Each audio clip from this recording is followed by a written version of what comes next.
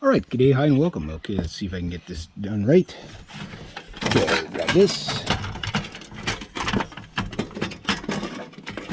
Okay, and how does this go again? Yeah, okay, yeah, here we go.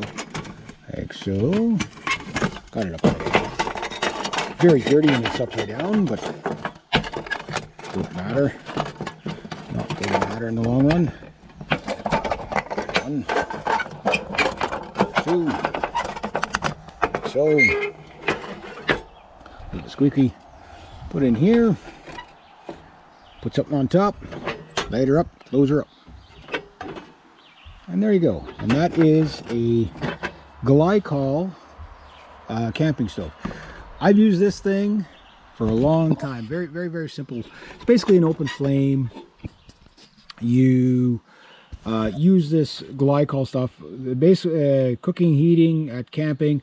It is basically an odorless kind of alcohol combustible. Basically, you light it up and it's like a gel. So in other words, it's basically like eco-friendly napalm. Yeah. Diablo name. 6 hours of fuel. Roughly about that. This one, I forget how many hours this one was good for. I know I used these. These I got a hell of a deal on these. These things are kind of expensive to buy, but there was a whole bunch of them being thrown out, so hopefully they're still good. I don't know if there's a life shelf to these, if they expire or whatever, but I've got like I got a lot of these. I've definitely got an apocalypse worth of those for free that were being thrown out because some of the cans were rusty or whatever. It was a building, they were throwing them out, and I'm like, what are you doing with them? Oh, we're just throwing them out. I'm taking them, you know, like I don't think they knew what they were throwing out. But I've used these, and you can buy these at Canadian Tire, Walmart, wherever. It's all camping gear stuff. The only trick with these things, okay, is that sometimes in a really windy area it could be hard to light like a campfire. Like one below this is an actual open bush campfire, like you're just a little rock pit, and this is the next stage, so you don't have any control over the heat, but it's a good heat, and you'd be surprised how big of it. Like I put big pots on it like this, and again, when I was living on my sailboat, which you can barely see because it's hiding behind the trees now, back in 2007 2008, this was my main stove, this one right here, and I cooked many meals on this, and good meals too. Now I had another one of these, it's somewhere in the house, and it's a double one, so you could do 2 burners. You can get them up to multiple burners. A lot of people use these like in the restaurants for the fondue pots and stuff like that. But I couldn't find my double one for the review, but it doesn't matter. It's just one of these, but you can put 2 in instead of 1. But they fold away nice. They're fairly light. You could probably get ones like this one's made out of steel. If you can get one made out of stainless or aluminum, it'd be really light as long as you didn't crush it. But this one's pretty durable construction. And again, they fold away. These are fairly cheap, but you know, you get a lot out of it. Like, I mean, the big problem with these things is that at night you could see a blue flame, but during the day, sometimes it's hard to tell if they're burning or not. You have to kind of put your hand like that, and if you feel heat right away, you might not even see the flame. So when you go to put them out, you have to make 100% sure that your lid goes on there, and you can get the lid to basically let the oxygen burn out of it. If there's oxygen still in there, it'll keep burning. So if you feel the thing keep getting hotter and hotter and hotter, you're going to have to get that lid down on there. So just make sure when you put the lid back on it that the flame is actually out. You know, like leave it for a second or two, and then, you know, use something to flick the lid off and put your hand up and, you know, put it back on, and then try, you know, like you're going to have to monitor just for safety's sake to make sure that they're not still burning. But basically, yeah, it's basically clean burning napalm. That's pretty much what it is. Great camping thing.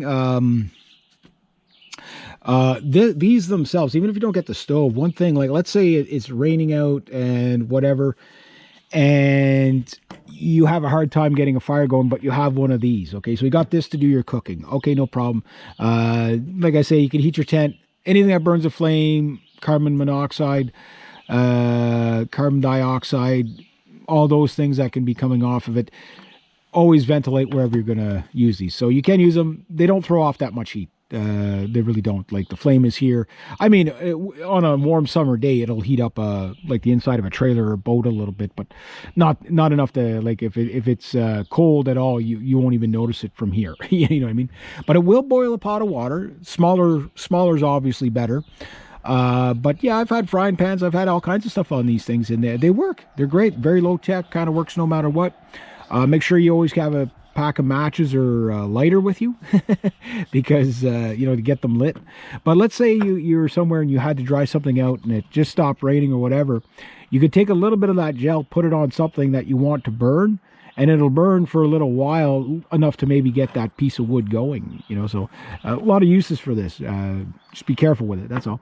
But yeah, this is I think I have one more stove to review if I can find it, and that's basically, I don't think it works, but you know, so far I've did the candle stove.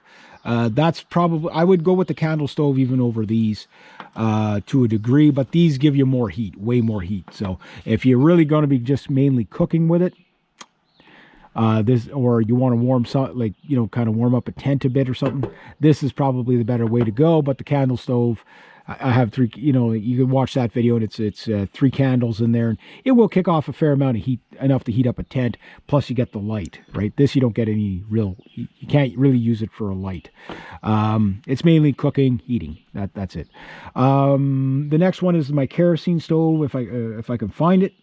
So I did propane, I did butane. Now I'm doing the glycol. I believe it's called glycol.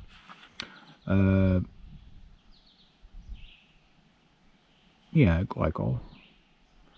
Anyway, glycol stove. These are great little, and they're cheap. I mean, I don't know what I paid for this, but this was a nice pack, a concealable, pack-awayable kitchen, you know, like kitchen stove. So it's about as good as get. And again, you can get them in double burner. You probably even get triple burner if you look for them. But they just fold up nice and neat, so you can store them. Perfect for camping. Good for light meals, good for stuff like that. If you want to boil big pots of water, probably not the best thing. But for example, I want to get one of the preps I want to get is a canning machine and whatever, which I know is the way to go. But you could use stuff like this for the, you know, keeping the lids, you know, like in a little small pot of water, you know, not enough to keep it boiling, but you could keep it simmered, so to speak. Again, you can't regulate the heat, but you can use it to do the smaller stuff while your big canning machine is doing all the other stuff. So just kind of stuff like that. So yeah, again, this was my stove for about 2 years on my boat, so worked really good. And now I got lots of these. And again, you know, you might spend a half an hour cooking, so 6 hours of this will keep you going. This might be 3 hours, whatever, but I mean, that's quite a few meals. That's like 6 meals just out of this. There's probably, you know, if you break it up into half hours, right? 45 minutes an hour. Maybe you get something that takes you an hour, 45 minutes to an hour. So anywhere from 6 meals to 12 meals out of this. So that's pretty good. That's pretty good. All right, there you go.